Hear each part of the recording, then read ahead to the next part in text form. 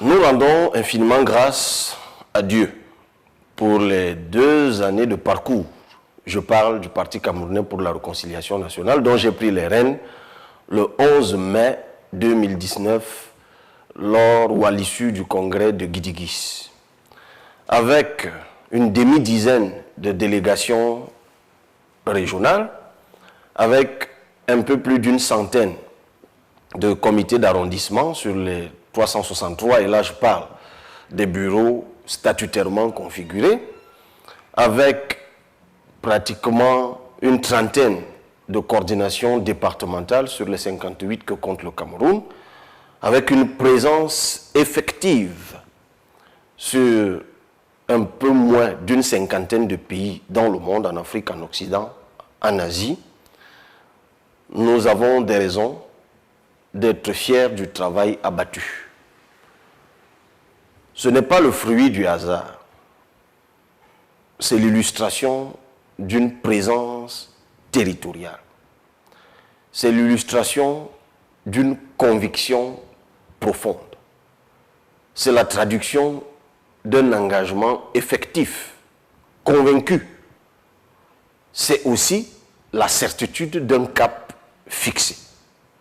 Merci à vous, chers camarades, merci à vous, chers sympathisants.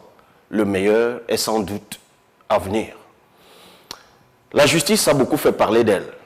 Ces jours écoulés, il y a eu mort d'homme à Foumbot, il y a eu condamnation de transsexuels. Ça n'a pas encore cessé d'alimenter les échanges dans les chaumières. Nous y faisons un arrêt dans cette édition. C'est parti pour la production de la 6e chronique. Générique.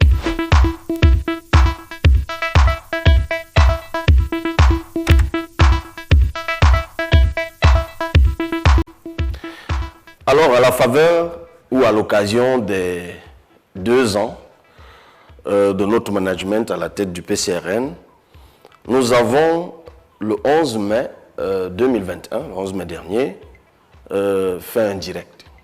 C'était un direct Facebook. Comme je n'en avais pas fait depuis, c'était une très belle expérience.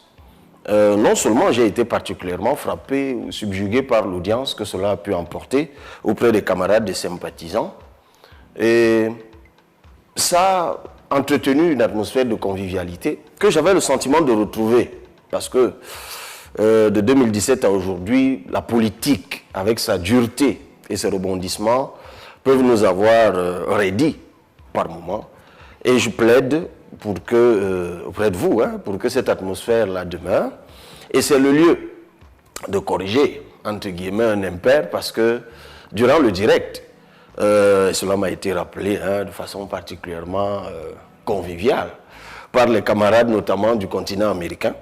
Je pense aux États-Unis, je pense au Canada, parce que lorsque je mentionnais les représentations du parti, apparemment j'ai dû sauter dans la lecture, le document, la mention Canada et États-Unis. Donc je tiens à vous rassurer, chers camarades, ce n'était qu'une omission dans la lecture. Non, je ne saurais ne pas faire mention spéciale du travail incroyable qui a été abattu jusqu'ici. Vous savez, on dit souvent le maire des ECA actuel est une émanation du travail qui a été fait aux États-Unis et qui continue de façon remarquable. Je pense au docteur Mbaga, justement, aux États-Unis, au cordeau Amérique, M. Mailly. Je pense à l'ex-Dona, qui est le cordeau canadien. Le travail se fait, j'en suis absolument conscient. Et je crois que l'eau coule à nouveau tranquillement sous le pont qui peut paraître long, qui sépare l'Afrique où je me trouve des États-Unis. Alors revenons au sujet que j'ai annoncé tout à l'heure, celui de la justice. Alors il se passe qu'effectivement, ces jours écoulés, le bâtiment abritant un tribunal dans notre pays a été incendié. C'est le tribunal de première instance de Foumbot. Et Dieu sait qu'il n'y en a pas beaucoup, parce que ce que beaucoup de gens ne savent pas, c'est qu'à la lumière du texte qui régit la justice, l'organisation judiciaire, En principe, chaque arrondissement du Cameroun devrait être doté d'un tribunal de première instance. C'est ce que dit la loi. Parce qu'actuellement, quand vous observez bien, on a de tribunaux généralement que dans les chefs-lieux de département. Ce sont ces tribunaux généralement qui abritent la première instance et la grande instance, pour ceux qui sont déjà allés au tribunal. Donc il y a là effectivement une insuffisance de notre carte judiciaire parce que ça pose évidemment le problème de l'éloignement du service public de la justice. Alors récemment encore à l'Assemblée, lorsque j'ai évoqué ce problème, il m'a été répondu que cela coûtait excessivement cher et que des efforts étaient faits. Mais écoutez, la justice fait partie dans un pays des choses qui sont absolument cruciales. Je ne vous apprendrai rien si je vous disais que la justice est le régulateur de la société. De la qualité de la justice dans un pays dépend celle, et j'ajoute même la perception, de la démocratie. Non seulement la justice régule les rapports entre les personnes physiques et morales dans un pays dont elle crée et entretient le sentiment de quiétude, de sécurité, mais elle est également, quand elle est bonne, un message que nous envoyons au monde entier et qui fonde donc en réalité notre degré de crédibilité aux yeux du monde. Et quand je parle des yeux du monde, je parle de ceux qui regardent le Cameroun et que nous-mêmes nous sollicitons, notamment lorsque nous avons besoin de financements extérieurs, de bailleurs, pour nous aider à construire notre pays. Donc la justice, c'est quelque chose de crucial. Lorsque dans un pays, elle ne fonctionne pas, ce pays court des risques permanents d'implosion, j'ai même envie de dire d'explosion. Et c'est pour ça que j'ai toujours dit que lorsque nous arriverions, ou que nous arriverons aux affaires, ce sera une priorité. La justice. Et notamment la construction ou l'édification des espaces physiques qui doivent abriter le service public de la justice dans tous les arrondissements du Cameroun. En cela, ce ne sera pas une innovation sur la théorie, puisque ça figure déjà dans la législation, mais c'est une chose qui doit être absolument prioritaire. Parce que beaucoup de gens subissent des injustices, ne bénéficient pas de services publics de la justice, simplement parce qu'ils sont incapables d'arriver là où le droit est dit. On parle alors de l'urgence de proximité vis-à-vis du service public de la justice. Mais revenons à ce qui a, disons, écœuré les Camerounais, en fait, peut-être pas tous, cette semaine. Je commence peut-être par ce qui a été plus récent. La condamnation à 5 ans d'emprisonnement de 2 compatriotes pour, entre autres, les chefs d'accusation, mais le principal c'était tentative d'homosexualité. Eh bien, ça a remis au goût du jour le débat sur l'homosexualité au Cameroun, et notamment sa pénalisation ou sa dépénalisation. Bon, alors, je n'ai pas suivi le dossier dans son entièreté, mais toujours est-il que les prévenus, ils ont été accusés, comme je l'ai dit tantôt, de tentative d'homosexualité. Bon, enfin, l'un d'entre eux, dont j'oublie le nom, mais je crois que son nom, j'oublie le nom de l'artiste américain dont il porte le nom, ou elle porte le nom, puisqu'on est maintenant dans une question de transidentité, il est bien réputé dans les réseaux sociaux. Je ne sais pas, peut-être d'ici la fin de notre échange, le nom va me revenir. Et lorsqu'il a été arrêté, il me semble qu'on en avait beaucoup parlé. Donc, il s'agit de l'application de l'article 347 bis du Code pénal, qui sanctionne donc de 6 mois à 5 ans, et je crois d'une amende pouvant aller jusqu'à 200 000, je ne sais plus, des personnes coupables de rapports sexuels entre personnes de même genre, donc homme avec homme, femme avec femme. Donc, ils sont donc accusés d'avoir tenté, étant du même genre, d'entretenir des rapports sexuels, mais sauf que eux, apparemment, ils ont déjà changé de genre, on parle alors de transidentité, des questions dont le saisissement par le droit positif camerounais demeure encore flou. Donc, voilà ce que dit la loi. Alors, évidemment, ça a remis la question au goût du jour, et il y a pas mal de gens qui estiment que non, il faut dépénaliser l'homosexualité. Alors, ma position sur la question, elle est connue. Je voudrais juste à la faveur de cela, la repréciser. Alors, quel est le fondement juridique du combat qui est mené par ceux qui demandent la dépénalisation de l'homosexualité? Ils disent, et c'est ça qui est intéressant dans le débat, que en la matière, le Cameroun ne respecte pas ses engagements internationaux. Alors, vous devez savoir que ça vaut pour le Cameroun comme pour d'autres pays. Lorsqu'on a ratifié une convention internationale, c'est-à-dire un traité, c'est-à-dire le traité, c'est le contrat entre États, en droit international, une fois qu'un pays a ratifié un traité, eh bien, les dispositions de ce traité sont dans la hiérarchie des normes au-dessus des dispositions de ce pays-là. Donc, tout ce qui, dans l'ordre juridique de ce pays-là, n'est pas conforme aux dispositions du traité, est réputé désormais caduc. Et d'ailleurs, en le disant, c'est le préambule de la Constitution du Cameroun qui le dit très bien.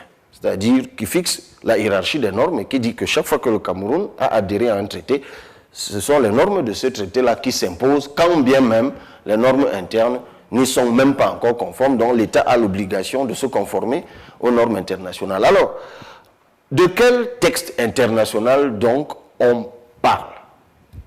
Alors, les adeptes de la dépénalisation invoquent donc la Déclaration universelle des droits de l'homme, qui date de 1948, et le pacte international relatif aux droits civils et politiques, qui lui-même est rattaché à cette Déclaration universelle des droits de l'homme, et qui date de 1966.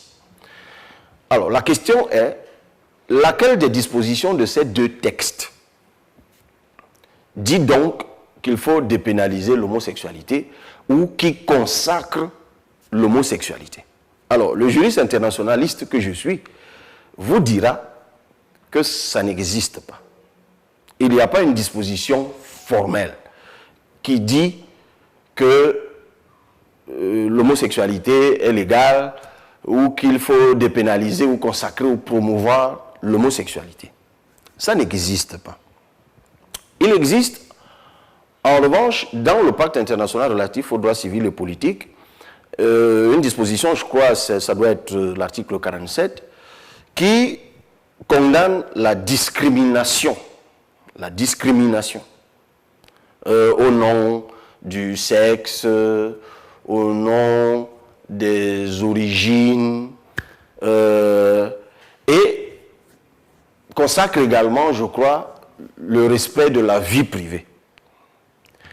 Et c'est en interprétation, donc, de l'un des articles de ce pacte international que les adeptes de la dépénalisation de l'homosexualité sont donc arrivés à la conclusion que le respect de la vie privée consacre l'indépendance de disposition de son corps comme on le souhaite. Donc le mot d'ailleurs qui est consacré dans le texte, c'est la non-discrimination. Donc, ils ont procédé par interprétation pour donner naissance à quelque chose de nouveau qui est la non-discrimination au nom du genre. Et ça vient donc consacrer tous les genres, y compris les transgenres. C'est-à-dire que désormais, on peut décider qu'on n'est plus un homme, on n'est plus une femme, et on est transgenre. Et parce que les textes consacrent la non-discrimination, et le texte en question précise bien les items qui sont concernés par la non-discrimination, ils arrivent à la conclusion que non, la vie privée étant protégée, on a le droit, si on est une femme, d'aller avec un homme, si on est une femme, d'aller avec une femme. Il s'agit donc là de l'interprétation. Est-elle juste ou pas? Est-elle fondée ou pas? Je voudrais faire utile, en ma qualité de juriste internationaliste, pour rappeler qu'il y a en droit international un texte qui s'appelle la Convention de Vienne relatif à l'interprétation des traités. C'est une convention internationale qui dit comment il faut interpréter un traité lorsqu'une disposition est ambiguë. Donc, à supposer que les dispositions de la Déclaration universelle et du Pacte international sur la non-discrimination et la vie privée fussent ambiguës, on doit donc convoquer ce texte pour les interpréter. Je n'oublie pas, il y a un autre texte que j'aurais pu citer, qui est une résolution de l'organe des Nations Unies des droits de l'homme.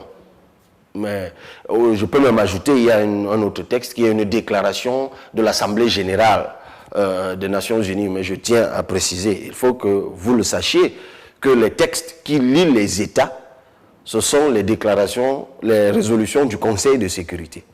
Ce sont les résolutions de l'Assemblée générale. Donc chaque fois que vous entendrez parler d'une déclaration de l'Assemblée générale des Nations Unies, ce sera toujours à titre indicatif. Parce qu'il est bien que vous le sachiez, ce sont les subtilités du droit international. Donc, revenons donc à la question de l'interprétation. Le texte dont je parlais tout à l'heure donne des indications sur la façon d'interpréter un traité. Et il y a deux indicateurs qui sont très intéressants. Il y a les travaux préparatoires et il y a le contexte international. Donc les travaux préparatoires, comme son nom l'indique, c'est que lorsque les États sont en train de rédiger un traité, ils se réunissent plusieurs fois. Généralement, ça dépend des traités. Parfois, c'est d'abord les ministres qui se réunissent, ensuite les présidents pour adopter, ainsi de suite. Donc, ces différents rounds de réunions, de rédaction, où on avance, on recule, on discute, on négocie, tout cela est archivé. C'est ça qu'on appelle donc travaux préparatoires. Donc, lorsqu'un traité est ambigu, on rentre dans les travaux préparatoires pour voir si lors des échanges et des négociations, l'une des parties à la négociation ou à la discussion avait quand même invoqué cela. Et que ça a pu être mentionné, mais de façon ambiguë dans le texte final. Alors je tiens à vous dire que de tous les travaux préparatoires qui ont été faits, que ce soit en préparation de la Déclaration universelle des droits de l'homme, que ce soit pour le pacte international relatif aux droits civils et politiques, il n'est fait mention nulle part de l'homosexualité. Cela est d'autant plus vrai lorsqu'on convoque le deuxième indicateur dont je vous ai parlé tout à l'heure, qui est le contexte international. Alors, ce que vous devez sans doute savoir, c'est que ce soit en 1948, lorsque la Déclaration universelle des droits de l'homme a été adoptée, qu'en 1966, lorsqu'on adopte le pacte international relatif aux droits civils et politiques, à ce moment-là, dans le monde entier, l'homosexualité est considérée comme une maladie mentale. En fait, l'Organisation mondiale de la santé ne va déclasser l'homosexualité de la liste des maladies mentales qu'en 1990. Donc, insinuer que 20 ans ou 30 ans plus tôt, je ne sais plus, pour situer numériquement ou numéralement 48 et 66, on a pu écrire un traité en ayant en arrière-pensée l'homosexualité. C'est une façon de dire qu'en ce moment-là, on écrivait un texte pour promouvoir une maladie mentale. En fait, à cette période-là, l'humanité était davantage préoccupée à trouver un médicament ou un traitement à l'homosexualité. Donc, on ne peut pas. Donc, même en convoquant la Convention de Vienne sur l'interprétation des traités, il est difficile, voire impossible, d'arriver à la conclusion que même par interprétation, on a pu arriver à cela. Maintenant, il demeure que dans notre société, ou dans la société mondiale, il y a la question, il y a des homosexuels. Cela ne date pas d'aujourd'hui. Je crois que même dans les livres religieux, si pour ceux qui sont chrétiens, cette semaine, il a été célébré et le Ramadan et l'Ascension. Je crois que ceux qui lisent la Bible savent qu'il y a une anecdote liée à Sodome et à Gomorrhe, où Dieu, dans une furie extraordinaire, avait décidé d'incendier toute une contrée parce que les gens se livraient à l'homosexualité. C'est dire qu'à cette époque déjà, enfin, dans ces temps immémoriaux, la question était posée. Et de tout temps, et même dans toutes les sociétés, toutes les contrées du monde, c'est une question qui a toujours été en discussion. Et il est aussi vrai que dans les temps récents, c'est une question qui a pris une amplitude particulière. On peut penser que peut-être parce que justement les homosexuels, entre guillemets, prennent ou sont en train de prendre le pouvoir dans un certain nombre d'instances décisionnelles, que ce soit au niveau mondial, que ce soit au niveau national. Bon, ça c'est une question qui reste à étudier et que, on pourrait aussi, en poussant la réflexion, penser que, ayant été longtemps ostracisé, peut-être qu'ils se sont inscrits désormais dans une phase de revanche ou de rattrapage. Enfin, c'est une question qui mérite d'être davantage approfondie. Donc, pour le cas spécifique du Cameroun, notre position, elle est très claire. En nous considérant que l'élément reproduction naturelle, il est clair que, je dis bien, en nous considérant même que, et ce n'est pas rien, la question de la reproduction de l'humanité, de façon naturelle, il est clair que cela consacre l'hétérosexualité. Et vu sous cet angle, et c'est cet angle que je partage, l'homosexualité est quelque chose d'anormal. C'est une anormalité. Ça ne veut pas dire qu'on a une animosité particulière lorsqu'on le dit. C'est clair que c'est une anormalité et une marginalité. C'est-à-dire que même si dans la société on fait une étude pour voir la proportion des homosexuels, on arrive à la conclusion que c'est une marginalité. D'autres diront, parce que les gens ont peur, ils ne s'expriment pas toujours. Et c'est justement à ce niveau également que je fais une réflexion qui partitionne les catégories. Parce qu'il y a, et la science le reconnaît, des homosexuels innés. C'est-à-dire qu'il y a des gens qui, depuis qu'ils sont nés, sont attirés par les personnes de même sexe. Que ce soit des hommes, que ce soit des femmes. C'est un sujet, je l'ai dit, ça ne date pas d'aujourd'hui, qui a toujours préoccupé les scientifiques. Et je crois d'ailleurs qu'ils ont fini par arriver à la conclusion qu'ils n'ont toujours pas trouvé les raisons. Il y en a qui font des études sur le cerveau, d'autres sur l'environnement. Toujours est-il que des études continuent. Mais il y a aussi des homosexuels qui ont choisi de le devenir. C'est-à-dire, et ça aussi des études l'attestent, c'est-à-dire qu'il y a des gens, à leur naissance, ils étaient attirés par des personnes du sexe contraire, parfois se sont même mariés, ont même fait des enfants selon qu'ils sont des hommes ou des femmes, et à un certain moment de leur vie, ils ont donc décidé que eux, soit ils changeaient de sexe, soit désormais, ils se laissaient attirer exclusivement par des personnes du même sexe. Et cette catégorie-là va asseoir sa démarche sur la vulgate droit de l'homiste, c'est-à-dire que ce courant de pensée ou doctrinal qui veut que l'être humain soit libre de décider de tout ce qui le concerne, y compris de sa sexualité, qui par ailleurs relève de sa vie privée. Moi, je préfère m'intéresser davantage à cette catégorie d'homosexuels dont on n'arrive toujours pas à déterminer les causes de l'homosexualité. Donc, ils n'ont pas fait le choix. Ils n'ont donc pas le choix. Et cela, je pense que la société doit avoir à leur égard une tolérance encadrée. D'abord, je pense qu'on ne devrait pas les ostraciser tout de go, parce que ce sont des êtres humains.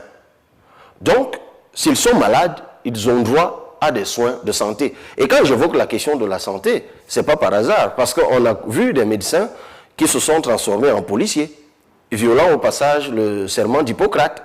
C'est-à-dire qu'un homosexuel qui arrive à l'hôpital parce qu'il a contracté justement une maladie dans le cadre de sa pratique homosexuelle, plutôt que de recevoir les soins, le médecin, c'est parfois, il y a eu quelques cas marginaux, se soit livré en dénonciateur auprès de la police et la personne, que de recevoir des soins, recevait plutôt des poursuites judiciaires. Ce n'est pas son rôle. Donc, de toute façon, je pense que du point de vue de la santé, ils doivent être traités. Et notamment, ceux-là qui n'ont pas choisi de l'être, et qui, bien que la société reprouve et sanctionne, trouvent des moyens en marge de la société pour se livrer à cela avec peut-être des personnes qui sont semblables à elles, je pense que les privés de liberté, pour moi, on n'en a pas besoin. On peut s'empêcher de les priver de liberté. Donc, sur le point de la condamnation, de l'emprisonnement, je trouve que des personnes qu'on soupçonne d'homosexualité, et ça c'est des cas qu'on a connus, je vous invite même sur Google, tapez homosexuels Baileys, sans publicité. Vous savez, le Baileys, c'est une boisson alcoolisée qui est de couleur blanchâtre et qui, dans la société, a la réputation d'être une boisson pour femmes. Et il y a eu au Cameroun, à une époque, il y a quelques années, un problème de cette nature où quelqu'un, parce qu'il buvait du Baileys, a été appréhendé et condamné pour tentative d'homosexualité au motif que le Baileys était une boisson de femme et que s'il la buvait, alors il était homosexuel. Alors, allez sur Google, vous allez trouver cette affaire-là. Donc là, je trouve que soupçonner des gens, aller les trouver dans leur reclusion homosexuelle pour les priver de liberté, je trouve cela inopportun. En revanche, je ne suis pas pour la dépénalisation. Je continue à penser que c'est une anormalité. Et comme c'est une anormalité, il faut continuer à maintenir la société à l'abri de la propagation, de la banalisation d'une anormalité. C'est pour cela que moi, je n'approuve pas l'homosexualité ostentatoire, l'homosexualité provocatrice, l'homosexualité publique, l'homosexualité libertaire, l'homosexualité, j'ai déjà dit ostentatoire, c'est-à-dire qui s'installe dans les mœurs, qui se pratique publiquement, au vu et au su de tous. D'ailleurs, j'ai parfois envie de dire que même les auteurs hétérosexuels, dans le contexte notamment africain ou camerounais, ne se livrent pas beaucoup à débat, ne se livrent pas beaucoup à des débats publics. C'est-à-dire que dans notre culture, je parle bien de la culture africaine, et il n'est pas fréquent de voir des gens s'amouracher déjà sur la place publique. Ça, ce sont effectivement des épanchements plus occidentaux qu'on a pu voir dans les plages et même dans les lieux publics. Enfin, c'est l'été bientôt en Occident, donc c'est plutôt fréquent. Mais dans le contexte africain, il y a une sorte de pudeur dans nos mœurs qui fait que même les hétérosexuels ne s'amourachent pas outre mesure dans l'espace public. Donc, si déjà cela n'est pas présent dans nos mœurs d'hétérosexuels, imaginez à plus forte raison le caractère choquant d'une ostentation homosexuelle dans les rues, partout, comme si on voulait absolument le faire savoir, comme si on voulait même dire aux gens que c'est comme ça qu'il faut faire. Donc, je pense que autant on n'est pas obligé de les priver de liberté, et ça c'est un aménagement qu'on pourrait très bien faire dans le code pénal, autant les sanctions pénales, qui ne sont pas que l'emprisonnement, doivent demeurer, notamment des sanctions d'ordre pécuniaire, et même peut-être d'autres types de sanctions qui sont moins déshumanisantes, qu'on pourrait trouver à leur égard. Donc, j'ai pensé que c'était important de repréciser notre pensée sur cette question, parce qu'au par ailleurs, au passage, j'ai été interpellé par une ou deux personnes pour avoir à nouveau ma position là-dessus.